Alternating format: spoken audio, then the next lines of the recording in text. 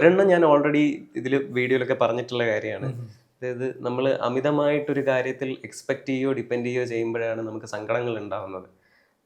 സങ്കടങ്ങൾ ഒരു പരിധി വരെ കുറയ്ക്കണം എന്നുണ്ടെങ്കിൽ ഓവർ എക്സ്പെക്റ്റേഷൻസ് കുറയ്ക്കുക. അപ്പോൾ ചോദിക്കും പ്രതീക്ഷകളില്ലാതെ എങ്ങനെ ജീവിതം മുമ്പോട്ട് കൊണ്ടുപോകുമെന്ന് ചോദിക്കും. അപ്പോൾ പ്രതീക്ഷയ്ക്കും ലൈക്ക് ഹോപ്പ് ആൻഡ് എക്സ്പെക്റ്റേഷൻ ഇതിനെ രണ്ടിനെയും രണ്ടായിട്ട് കണ്ടാൽ ഒരു രസമായിരിക്കും. ഞാൻ അങ്ങനെയാണ് കാണുന്നത്.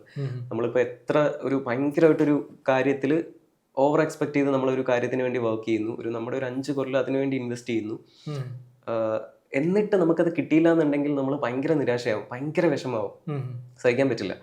അതേസമയം നമ്മൾ ചെയ്യേണ്ട കാര്യം നമ്മൾ ഭംഗിയായിട്ട് ചെയ്യുക.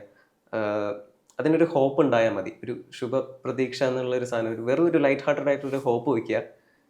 കിട്ടാനുള്ളതാണെങ്കിൽ കിട്ടും എന്നുള്ളൊരു സാധനം. അങ്ങനെ വരുമ്പോഴത്തേക്കും ഒരുപാട് സങ്കടത്തിലേക്കും പോകില്ല, ഒരുപാട് സന്തോഷത്തിലേക്കും പോകില്ല. ഇപ്പം ഞാനിപ്പോൾ ഇവിടെ ഇരിക്കുന്ന ഈ ഒരു സമയത്ത് ചിലപ്പോൾ ആൾക്കാർക്ക് ചിലപ്പോൾ ചോദിക്കാം, ഓക്കെ നിങ്ങളിപ്പോൾ ഇത്രയും ഇൻ്റർനാഷണൽ ഷോസ് ചെയ്യുന്നു, അല്ലെങ്കിൽ പണ്ട് ഉത്സവ പരിപാടികൾ ചെയ്തുകൊണ്ടിരുന്ന അനന്തുവിൽ നിന്നും ഇന്നിങ്ങനെ, അപ്പോൾ അതിലൊക്കെ എത്രത്തോളം സന്തോഷവാനാണ്, ഭയങ്കര സന്തോഷമുണ്ടെന്ന് വെച്ചാൽ ഒരിക്കലും ഇല്ല. അത് അങ്ങനെ ഒറ്റയടിക്ക് അല്ലെങ്കിൽ 1-2 ദിവസം കൊണ്ട് കിട്ടിയൊരു സാധനമല്ലല്ലോ. കഴിഞ്ഞ 5 വർഷം അല്ലെങ്കിൽ ഒരു 8 വർഷമായിട്ട് നമ്മൾ കഷ്ടപ്പെട്ട് നമ്മളൊരു ഒരു വിഷൻ ടാർഗറ്റ് ചെയ്ത് പോയതാണ്. അപ്പോൾ അത് നമ്മൾ ഹാർഡ് വർക്ക് ചെയ്തുകൊണ്ട് നമ്മൾ അവിടെ എത്തിക്കൊണ്ടിരിക്കുന്നു എന്ന് പറയാം. അപ്പൊ അതുകൊണ്ട് അതിലെനിക്ക് ഓവറായിട്ട് സന്തോഷിക്കാനുള്ള എലമെന്റ് എനിക്കില്ല. ആരോ ഇടയ്ക്ക് ഇത് എവിടെയൊക്കെയോ ഞാൻ ഇങ്ങനെയുള്ള കോട്ട്സ് ഒക്കെ ഞാൻ ഇടയ്ക്ക് റീസെന്റ് ആയിട്ട് വായിച്ചിട്ടുണ്ട്. അപ്പൊ ഇത് വലിയൊരു ഫിലോസഫി ആയിട്ട് ഞാൻ ഇപ്പൊ എടുക്കുന്നുണ്ട്.